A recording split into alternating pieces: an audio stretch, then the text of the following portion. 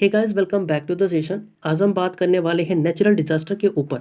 अब ये जो हमारा नेचुरल डिजास्टर टॉपिक है ना, ये इंपॉर्टेंट क्यों है, इस छोटे से वीडियो क्लिप को आप देखें, आपको समझ में आ जाएगा कि ये जो टॉपिक है ना कितना ज़्यादा इंपॉर्टेंट है और क्यों मैं इस टॉपिक को करा रहा हूँ। तो प्लीज़ पूरे वीडियो को ध्यान से देखिएगा। कोई भी डाउट, कोई भी सजेशन होता है तो आप कमेंट करके पूछ लीजिएगा। उससे पहले हम इस सेशन को स्टार्ट करें, आप इस वीडियो के क्लिप को देखिए। शहर डूब रहा है। हिमाचल का हाल कुछ ऐसा है। यमुना नदी का पानी अब तक के ऑल टाइम हाई लेवल्स को भी क्रॉस करने वाला है। पिछले 40 सालों में दिल्ली को इस जुलाई में सबसे ज्यादा बारिश का सामना करना पड़ा। हजारों लोगों को रातों रात मूव किया जा रहा है। दिल्ली के साथ साथ हिमाचल, उत्तराखंड, पंजाब, हरियाणा और उत्तर प्रदेश के कई एरियाज में फ्लड्स आ रहे हैं। हर साल बारिश का मौसम आते ही भारत में कोई न कोई जगह ऐसे ही दिखती है। 2005 में मुंबई, 2015 में चेन्नई, 2020 में हैदराबाद, 2022 में बेंगलुरु। सेम स्टोरी बार बार रिपीट होती है और इससे भारत को बिलियंस ऑफ डॉलर्स का नुकसान होता है। कैसे? चलिए जानते हैं आज के इस वीडियो में। आज हम जानेंगे कि क्यों हमारे शहर बारिश को हैंडल ही नहीं कर सकते। और इस वीडियो में हम सिर्फ प्रॉब्लम्स पर ही नहीं, सोल्यूशंस पर भी बात करेंगे। तो अगर आपको इस वीडियो का पॉइंट समझता है तो प्लीज चैनल को सब्सक्राइब या फॉलो करना ना भूलिए। ये आपके लिए तो फ्री है, लेकिन इससे हमारी बहुत हेल्प होती है। सबसे पहले हम बात करते हैं इंट्रोडक्शन की। तो जब भी हम ऐसे लिखते हैं तो हमें उस ऐसे को इंट्रोड्यूस करना होता है। इंट्रोड्यूस करने के लिए हम कौन कौन से मेथड यूज़ करते हैं, अगर आपको नहीं पता तो नीचे कमेंट करेगा, मैं उस चीज़ को आपको बता दूंगा। लेकिन अगर आपको, आई होप कि सारे ही जितने भी लोग हैं ना अभी हमसे जुड़े हुए हैं वो प्रीवियस ईयर के हैं, तो कहीं ना कहीं उनको पता है कि हम ऐसे को कैसे स्टार्ट करते हैं, कैसे कंक्लूड करते हैं, कैसे हम अपने बॉडी को रखते हैं। तो इसके लिए मैं कुछ ज़्यादा नहीं बता रहा, बट हाँ, मैं ऐसे कैसे लिखता हूँ, मैं क्या कर सकता हूँ चीज़ों को तैरने के लिए, वो आपको इसके अंदर मैं बताने जा रहा हूँ। तो प्लीज़ पूरा वीडियो ध्यान से जरूर दिखेगा। सबसे पहले मैं बात करूं इंट्रोडक्शन की, तो इंट्रोडक्शन हम किस तरीके से दे सकते हैं, कैसे स्टार्ट कर सकते हैं फॉर दिस टॉपिक, वो आइए हम देख लेते हैं। सबसे पहले हम बात करेंगे किसी रिसेंट इवेंट की, या फिर कोई हमारा फैक्ट होगा उसकी, या फिर आप किसी कोड का भी इस्तेमाल कर सकते हैं। अगर मैं बात करूं मैंने कैसे स्टार्ट किया है, तो रिसेंटली मैं ना यहाँ पर जापान के अंदर आए सुनामीज को बेसिकली इंक्लूड करना चाहता था, लेकिन मैंने सोचा ना कि चलो अभी ठीक है, अभी रहने देते हैं, क्या पता अभी और सारी जो चीज़ें हैं ना वो हमें देखने को मिल जाए, तो हम उस चीज़ को भी ऐड करके और एग्जाम तक क्या करेंगे, अपने इंट्रोडक्शन को कंप्लीट कर लेंगे।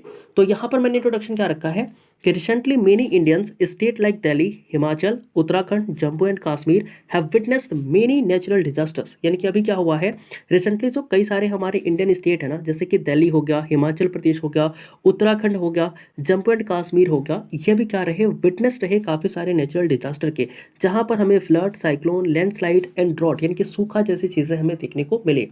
अब ये सारी चीज़ें क्या है ना कि हम एक भूमिका बना रहे हैं, कहीं ना कहीं बोल सकते हैं कि बेस बना रहे हैं अपनी चीज़ों को प्रस्तुत करने के लिए। तो इस तरीके से मैंने यहाँ पर इंट्रोडक्शन रखा है। आप भी ऐसा ही कुछ इंट्रोडक्शन रख सकते हैं कि हम बोल सकते हैं कि हमने बीते समयों के अंदर ये देखा है कि भारत के अलग अलग राज्यों में, जैसे कि दिल्ली, हिमाचल, उत्तराखंड, जम्मू कश्मीर के अंदर क्या हुआ है, कई सारे नेचुरल डिजास्टर जैसे कि फ्लड हो गए, साइक्लोन हो गए, लैंडस्लाइड हो गए, ये सभी चीज़ें हमें देखने को मिली है। अब क्वेश्चन ये उठता है कि क्या ये अभी होता है, मैं बोलूँगा ऐसा बिल्कुल भी नहीं है, ये पहले से भी होता आया है। यानी कि the earth over it's 4.54 billion year history, यानी कि अर्थ की अपनी 4.5 साल बिलियन क्या है, हिस्ट्री है, जिसके अंदर हमने क्या देखा है, has seen many natural disasters, जिनके अंदर हमने काफ़ी सारे नेचुरल डिजास्टर्स जो हैं वो देख रखे हैं। But nowadays natural disaster are increasing, लेकिन आजकल क्या हो रहे हैं कि जो नेचुरल डिजास्टर है ना, जो प्राकृतिक आपदाएं हैं, वो दिन प्रतिदिन बढ़ती ही जा रही हैं।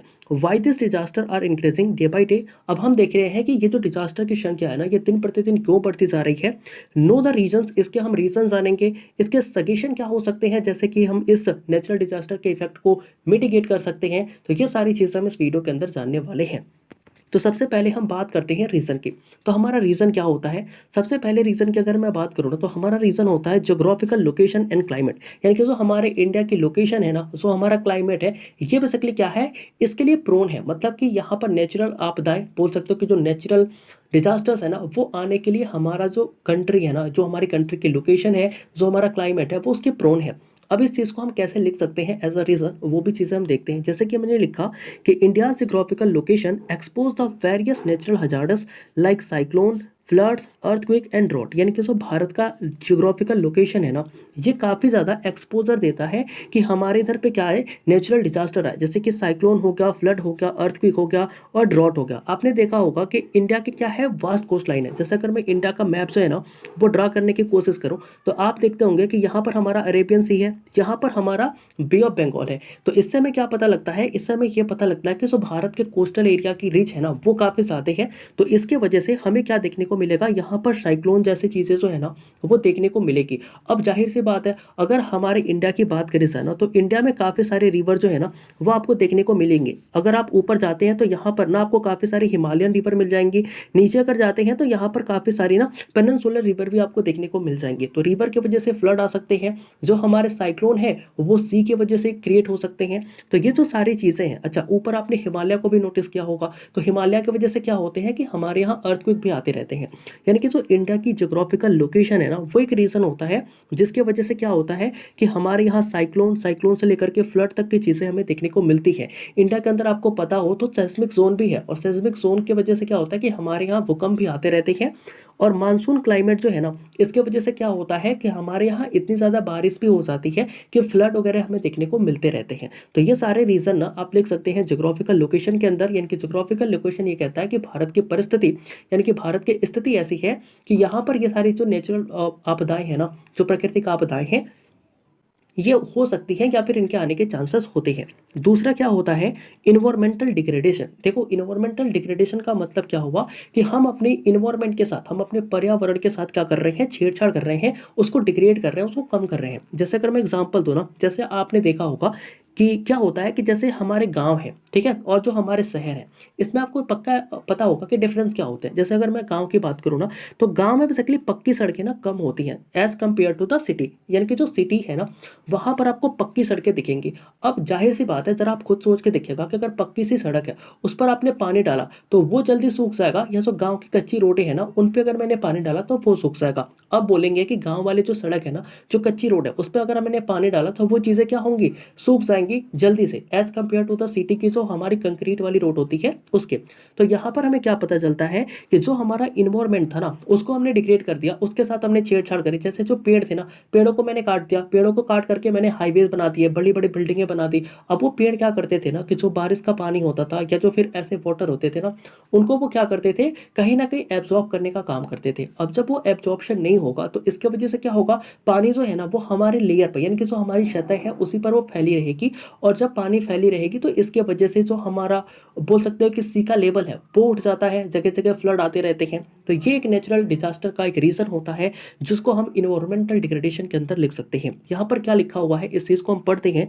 Environmental degradation include deforestation, soil erosion, habitat destruction and exacerbate the impact of natural disaster. कहने का मतलब क्या है कि अगर हम देखें तो जो हमारा इन्वायरमेंटल डिग्रेडेशन है ना, जिसके अंदर हम डिफॉरेस्टेशन को लेते हैं, सॉइल यानी कि मिट्टी को लेते हैं, हैबिटेट डिस्ट्रक्शन को लेते हैं, ये सभी चीज़ें क्या करती है, जो नेचुरल डिजास्टर का इम्पैक्ट है ना, प्रभाव है, उसको और भी ज़्यादा बढ़ा देती है।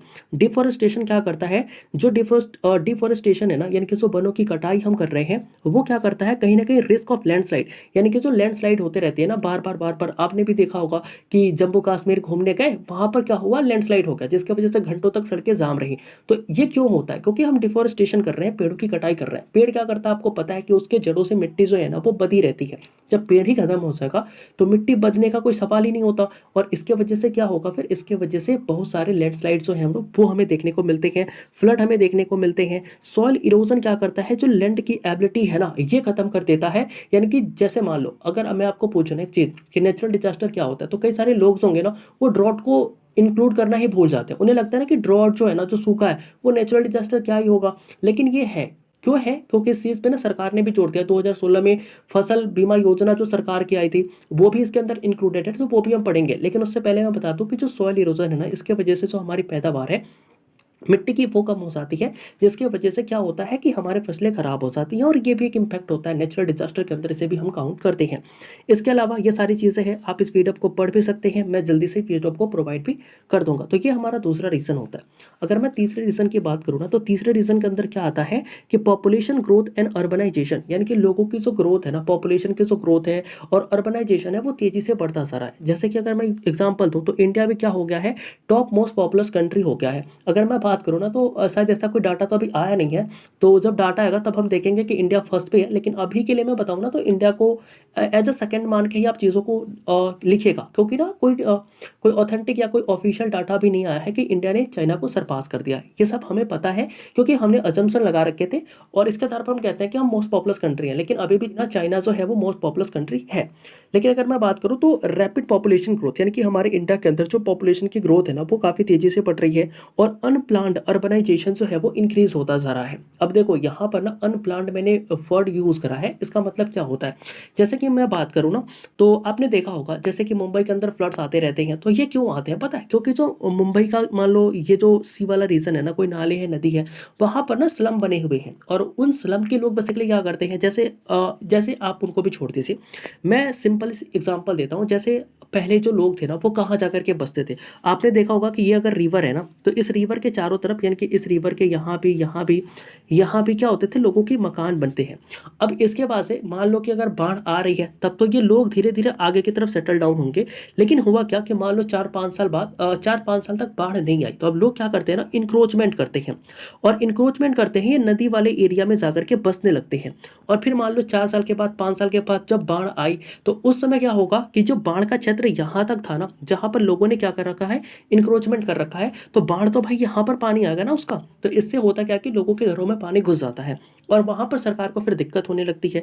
तो ये बेसिकली ना एक अनप्लान्ड अर्बनाइजेशन को दिखाता है, यानी कि हम जो चीज़ें कर रहे हैं ना वो अनप्लान्ड है। जैसे मैंने बोला कि हम क्या कर रहे हैं ना, जैसे पेड़ काट दे रहे हैं रोड बनाने के लिए, लेकिन इसका बेस्ट पॉसिबल वे भी तो सोचा जा सकता था, ठीक है। तो ये चीज़ें जो है, जो अनप्लान्ड तरीके से हम अर्बनाइजेशन कर रहे हैं ना, इसके रीज़न भी हैं, यानी कि ये भी एक कारण है जिसकी वजह से क्या होता है, नेचुरल डिजास्टर हमारे इंडिया के अंदर देखने को मिलते हैं। ये चीज़ें ना जो मैंने बोली यहाँ पर वही लिखी हैं, आप पढ़ सकते हैं, जैसे कि rapid population growth and unplanned urbanisation increase the exposure and vulnerability of communities to natural disasters. Urban expansion leads to encroachment on floodplains and the coastal areas, increasing the risk of flood and storm surge. Overcrowded cities with the inadequate infrastructure are more susceptible to disaster like earthquake and fires. तो ये जो चीज़ें मैंने बोली वही लिखी हुई है, तो इसको आप कहीं ना कहीं अपने पॉइंट के अंदर लिख सकते हैं एज अ रीज़न। नेक्स्ट हमारा रीज़न क्या होता है, क्लाइमेट चेंज। अब देखो क्लाइमेट चेंज क्या होता है, जैसे अगर मैं बात करूँ ना, climate change is altering weather pattern and exacerbating the frequency and intensity of the natural disaster. अगर मैं बात करूँ तो राइजिंग टेम्परेचर कंट्रीब्यूट करता है हीट वेव को, और यही हीट वेव क्या करती है, हमारे सूखे को जन्म देती है। जैसे अगर मैं बात करूँ ना, हमने बोला कि भैया हम क्लाइमेट चेंज की वजह से देखते हैं कि हमारी जो परसेंटेज है ना, या परसेंटेज भी छोड़ दो, जो अगर मैं बात करूँ टेम्परेचर इंक्रीज का, तो ये होता रहा है दिन प्रतिदिन, जो हमारी अर्थ की टेम्परेचर है ना वो बढ़ती जा रही है। इसकी वजह से क्या होता है कि हीट वेव जनरेट होती है, और ये हीट वेव क्या करती है ना, जैसे जो किसान की फसलें हैं उन्हें खत्म कर देती है, समय से बारिश नहीं होती और किसान को सूखे का सामना करना पड़ता है। इसके वजह से क्या होता है, नेचुरल डिजास्टर, क्योंकि मैंने बोला सूखा भी क्या है, नेचुरल डिजास्टर का ही पार्ट है, तो हमें कहीं ना कहीं नेचुरल डिजास्टर देखने को मिलता है। लोग जो है वो क्या हो जाते हैं, खाने के लिए भी किल्लतें करते हैं, उनको खाने भी नहीं मिल पाते क्योंकि उनकी फसल ही बर्बाद हो जाती है। तो ये सारी चीज़ें आप देख सकते हैं क्लाइमेट चेंज के अंदर भी। अब इसी चीज़ को ना मैंने बेसिकली क्या किया है, समराइज कर दिया है छोटे छोटे पॉइंट में और फैक्ट के साथ लिख दिया है कि अगर आपको ये चीज़ ना फैक्ट के रूप में भी याद रखनी है, लेकिन ये तो आप यहाँ से भी लिख सकते हैं। जैसे मैंने चैलेंजेस लिखा, तो चैलेंजेस यानी कि जो रीजंस है, चैलेंजेस है, तो देखिए मैंने बोला कि वहाँ पर जोग्राफिकल वल्नरेबिलिटी, यानी कि हमारे इंडिया की जोग्राफिकल लोकेशन ही ऐसी है जहाँ पर ये सारी चीज़ें आती हैं। अब ये डाटा क्या कहता है, ये डाटा ये कहता है कि इंडिया के अंदर 58.6% जो लैंड है ना वो अर्थक्वेक के प्रोन है, यानी कि अर्थक्वेक आने के चांसेस हैं। तो इतने लैंड पर अगर अर्थक्वेक आने के चांसेस है तो कहीं ना कभी हमें अर्थक्वेक तो मिलेगा ही ना। तो ये डाटा शो करता है कि ठीक है, जो मैंने पहला पॉइंट बोला था वो बिल्कुल करेक्ट है। दूसरी अगर मैं बात करूँ तो पॉपुलेशन डेंसिटी की, तो इंडिया की अभी पॉपुलेशन कितनी है, 1.3 बिलियन है। I don't know exact population, but 1.3 billion के आसपास हमारी पॉपुलेशन है। और वो पॉपुलेशन क्या करती है, इंडिया को कहीं ना कहीं इस चीज़ के लिए ना तैयार करती है कि कहीं ना कहीं हमारे यहाँ का डिजास्टर आता है तो खतरा हमारे बढ़ेंगे। तो ये हमारा एक चैलेंजेस हो सकता है, एक इम्पैक्ट होता है, इस चीज़ को भी आप नोट डाउन कर सकते हैं। दूसरा होता है कि पुअर इंफ्रास्ट्रक्चर। देखो पुअर इंफ्रास्ट्रक्चर में क्या हम लिख सकते हैं, यहाँ पर हम लिख सकते हैं ना कि जैसे इंडिया के अंदर में देखो ना, तो अभी क्या हुआ है, 60% India's infrastructure vulnerable to disaster, यानी कि हमारे इंडिया के अंदर जितने भी बिल्डिंग्स बने हैं, जो भी घर बने हैं ना, उनका अगर डाटा कलेक्ट किया जाता है तो 60% घर या बिल्डिंग ऐसे हैं जो कि अभी कैसे हैं, जिनके ऊपर ना बोल सकते हो कि उनको ना एक तरीके से, जैसे आपने देखा होगा कि भूकंप अवरोधी घर है या मकान है, तो वैसे वो नहीं है। मतलब डिजास्टर आने पे ना ये उस चीज़ को सह नहीं सकते, ये उससे क्या हो जाएंगे, प्रभावित हो जाएंगे। और ऐसे हमारे घर कितने हैं, टोटल 60% हमारे इंफ्रास्ट्रक्चर जो है ना इंडिया के अंदर, वो ऐसे हैं जिनकी कोई सेफ्टी नहीं है, या फिर वो कोई भी चीज़ नहीं पहुंचा सकते आपको सुविधा के तौर पर, यानी कि हमारे पास पुअर इंफ्रास्ट्रक्चर काफ़ी ज़्यादा है, 60% है। इसके अलावा अगर मैं बात करूं तो लिमिटेड रिसोर्सेस, यानी कि इंडिया के अंदर जो रिसोर्सेस है ना वो भी लिमिटेड है। एक डाटा कहता है कि 15% जो है ना वो इंडिया के डिस्ट्रिक्ट अभी ऐसे ही हैं, अगर कोई नेचुरल डिजास्टर आता है तो उस चीज़ को वो टैकल कर सकते हैं। ऐसे मात्र इंडिया के अंदर 15% डिस्ट्रिक्ट हमारे होते हैं, बाकी डिस्ट्रिक्ट नहीं है। अब देखो ये तो हो गया हमारा रीजन और चैलेंज। अब हम देखते हैं कि हमारे गवर्नमेंट ने इनिशिएटिव क्या लिया, यानी कि हमारे गवर्नमेंट ने कदम क्या उठाए हैं। तो सबसे पहला जो हमारे गवर्नमेंट का इनिशिएटिव है ना, जो गवर्नमेंट का कदम है वो ये होता है कि नेशनल डिजास्टर मैनेजमेंट अथॉरिटी, यानी कि हमारी गवर्नमेंट ने क्या करा, 2005 के अंदर इस्टेब्लिश किया एनडीएमए। अब ये एनडीएमए क्या करती है, कोऑर्डिनेट करती है डिजास्टर रिस्पांस एंड प्रिपेयर्डनेस को, और ये एफर्ट लगाती है ताकि वो क्या करे, कंट्री के अंदर कहीं पर भी कोई सी भी तरीके के नेचुरल डिजास्टर आए ना, वहां पर जाए और लोगों को मदद कर पाए। इसके अंदर मैं देखूं तो ये बेसिकली क्या करती है, it develop policies, plan and guidelines for the disaster management and conduct the training programme for the capacity building. यानी कि सरकार का ये एक इनिशिएटिव है, उसने एनडीएमए बनाया। कब बना भैया, ये बना था 2005 के अंदर।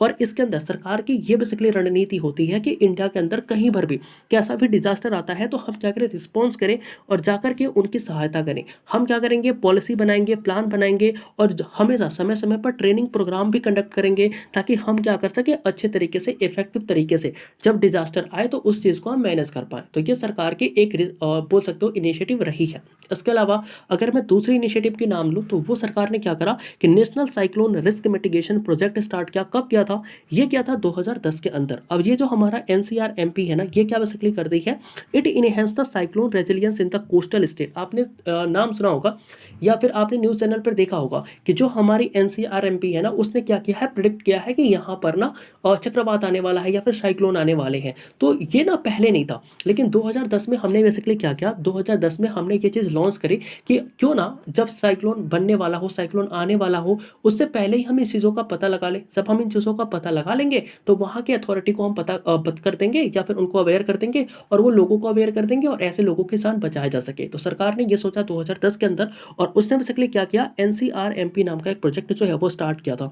ये बेसिकली करता क्या है कि जो कोस्टल एरियाज हैं या फिर जो कोस्टल स्टेट है, उनको ये क्या करता है कि अर्ली वार्निंग सिस्टम, यानी कि उनको ये अर्ली वार्निंग देता है ताकि आपके इधर साइक्लोन आने वाला है तो आप लोग जो है वो पहले से ही सुरक्षित हो जाए। और इस तरीके से वो क्या करता है, कहीं ना कहीं लोगों को प्रिपेयर करने के अंदर एक हेल्प के रूप में साबित हुआ। एक बहुत अच्छा इनिशिएटिव था सरकार का, तो इसे भी हम क्या कर सकते हैं, इसको नोट डाउन कर सकते हैं अपने ऐसे के अंदर।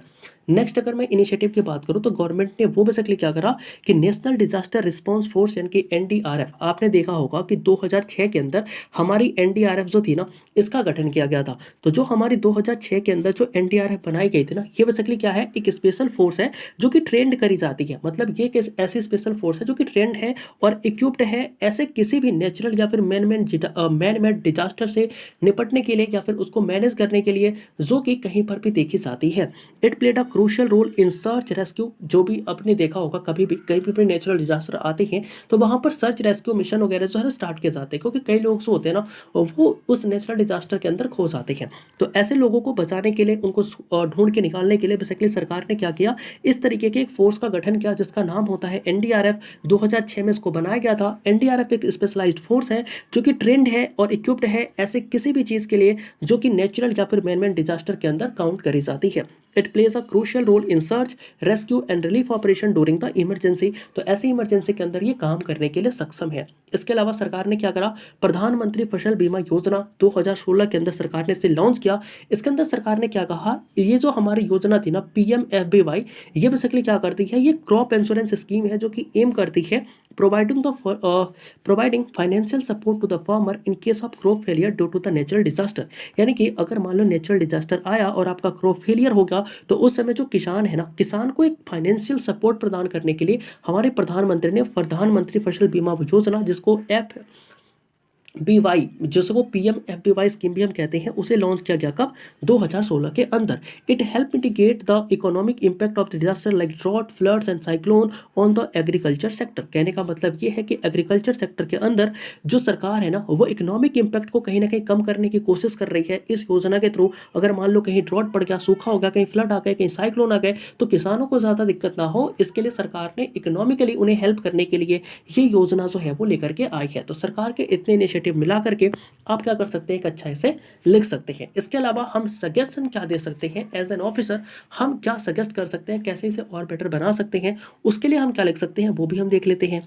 To mitigate the impact of natural disaster the government should focus on enhancing early warning system, proving infrastructure resilience and promoting community preparedness. कहने का मतलब क्या है कि जो हमारी सरकार है ना, वो क्या कर सकती है, ऐसे किसी भी नेचुरल डिजास्टर को खत्म करने के लिए, कम करने के लिए गवर्नमेंट को बेसिकली करना ये चाहिए कि जो अर्ली वार्निंग सिस्टम है, जैसे कि हमने देखा कि सरकार ने क्या लेके आया था कि कोस्टल एरिया में कैसे हम साइक्लोन को पहले ही प्रिडिक्ट करके बताते। तो सरकार ऐसी चीज़ें करे, पहले से ही चीज़ों को बताने की कोशिश करे। इन प्रोवाइडिंग इंफ्रास्ट्रक्चर रेजिलियंस, अभी हमने देखा कि इंडिया के अंदर 60% जो मकान है, जो बिल्डिंग है, जो इंफ्रास्ट्रक्चर है, वो कैसे है, बेसिकली प्रोन है किस चीज़ के, नेचुरल डिजास्टर के। तो कहीं ना कहीं उनको हम और ठीक करें, अपने जो हमारे इंफ्रास्ट्रक्चर है उसको और ज़्यादा अच्छा करें, उसको और ज़्यादा बोल सकते हो कि उनको और ज़्यादा अच्छा करने की कोशिश करें। प्रोवाइडिंग कम्युनिटी प्रिपेयर्डनेस, लोगों को हम जागरूक करें, लोगों को बताएं कि कैसे कैसे काम कर सकते हैं ताकि हम इससे बचें। जैसा आपने पढ़ा होगा कि जब भी भूकंप आए तो हमें टेबल के नीचे या फिर कहीं जाकर के छिप जाना चाहिए। तो ये अगर लोगों को पता नहीं होगा तो वो कैसे बचेंगे, खुद के लेवल पर भी तो कुछ करना चाहिए, यानी कि लोगों को हम तैयार करें, इस चीज़ पर भी हमें जोर देना चाहिए। Investing the disaster resilient infrastructure, हमें क्या करना चाहिए, डिजास्टर रेजिलियंट इंफ्रास्ट्रक्चर बनवाने चाहिए, उसमें पैसे लगाना चाहिए। और implementing land use planning measures, यानी कि जो सरकार है ना, इसको लोगों को समझाना चाहिए कि आप ना भूमि का इस्तेमाल कैसे करें, ज़्यादा से ज़्यादा पेस्टिसाइड ना दें। इससे होता क्या है कि हमारी मिट्टी खत्म हो जाती है, फिर फसल अच्छे नहीं होंगे। तो इस चीज़ को भी हम लोगों को बता सकते हैं, सरकार ऐसे अवेयरनेस जो है वो चला सकती है। इसके अलावा सरकार क्या कर सकती है, यह है कि एडिशनली इसके अलावा स्ट्रेंथिंग इंटर एजेंसी कोऑर्डिनेशन, सरकार क्या कर सकती है कि अलग अलग एजेंसियों से कोऑर्डिनेशन स्थापित कर सकती है। Leveraging technology of disaster management, यानी कि जो हमारी डिजास्टर मैनेजमेंट की टेक्नोलॉजी है इसे और भी हम बढ़ा सकते हैं। Raising awareness among the vulnerable communities, यानी कि ऐसे कम्युनिटीज जो वल्नरेबल हैं, जो कोस्टल एरियाज पे रहती हैं, जिन पे साइक्लोन का खतरा ज़्यादा है, ऐसे लोगों को ना हम ज़्यादा से ज़्यादा अवेयर कर पाएँ, उनको कहीं ना कहीं ज़्यादा से ज़्यादा अवेयर रख पाएँ। ये चीज़ें हमें देखनी चाहिए। अगर ये सारी चीज़ें करते हैं तो कहीं ना कहीं हम इसके इम्पैक्ट को और भी ज़्यादा कम कर सकते हैं। इसके अलावा अगर मैं बात करूँ कंक्लूजन की, तो कंक्लूजन के अंदर बेसिकली हम क्या लिख सकते हैं कि addressing the challenge possessed by the natural disaster require a multi dimensional approach, यानी कि जो हमारा नेचुरल डिजास्टर का चैलेंज है ना, इसको अगर हमें कम करना है तो इसके लिए रिक्वायर क्या है कि हम मल्टी डायमेंशनल अप्रोच लेकर के चलें। यानी कि किसी एक अप्रोच से ना हम नेचुरल डिजास्टर के इफेक्ट को ना कम नहीं कर सकते। तो अगर हमें उसके इम्पैक्ट को, इफेक्ट को, जो भी बोल लो, उसको अगर हमें कम करना है तो हमें क्या करना चाहिए, हमें ना कई तरीके के अप्रोच जो है वो लगाने चाहिए और कई तरीके के प्रोटेक्टिव मेजर भी हमें इस्तेमाल करने होंगे।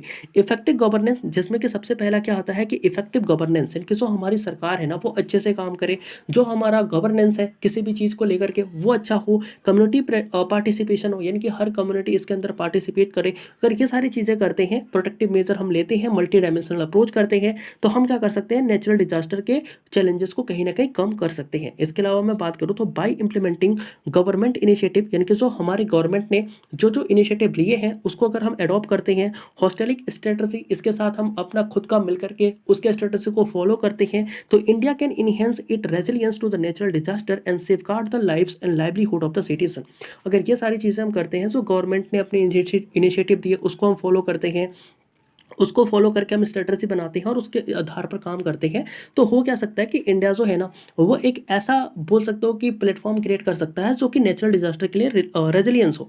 और इससे हम क्या कर सकते हैं, जो हमारे कंट्री में रह रहे लोग हैं ना उनके लाइफ को बचाया जा सकता है, उनके लाइवलीहुड को, और जो सिटीजन जो हमारे देश के हैं उनके जीवन को हम क्या कर सकते हैं, कहीं ना कहीं सस्टेन कर सकते हैं, बता सकते हैं। तो ये था पूरा कंटेंट, जिस कंटेंट के भरोसे पर ना आप ऐसे लिख सकते हैं। मैंने ना इसमें ऐसे आपको बेसिकली नहीं बताया कि क्या लिखना देखना है, क्या चीज़ें करनी है, बट मैंने ना आपको एक ओवरव्यू, बेसिकली ये हमारी पहली वीडियो है तो मैंने इस वीडियो के अंदर आपको एक ओवरव्यू दिया है कि कैसे कैसे कंटेंट आपको ना ढूंढने हैं या फिर कैसे कैसे कंटेंट यहाँ पे मिलेंगे। जैसे मैंने यहाँ पर ना कुछ फैक्ट आपको दिखा, तो ये फैक्ट का इस्तेमाल ना आप ऐसे के अंदर लिख सकते हैं, कर सकते हैं। तो इसे प्लीज़ आप ऐसे मत समझिएगा, मैंने ऐसे बिल्कुल डिज़ाइन करके नहीं लिखा, ये मैंने ऐसे बेसिकली जो भी मेरे पास नॉलेज थी, जो भी मैंने चीज़ें पढ़ी थी या फिर जो भी मैंने इधर उधर से चीज़ें देखी थी, इधर उधर से देखने का मतलब ये हुआ कि गूगल से करी थी, और जो डाटा मेरे को मिला मैंने सोचा कि अगर आप चाहते हो कहीं ना कहीं ढूंढते हो तो उस डाटा को सर्च करने में टाइम लगेगा, तो मैंने वो चीज़ें यहाँ पर प्रोवाइड करी है। आई होप ये पूरा जो वीडियो है ना आपको अच्छा लगा होगा।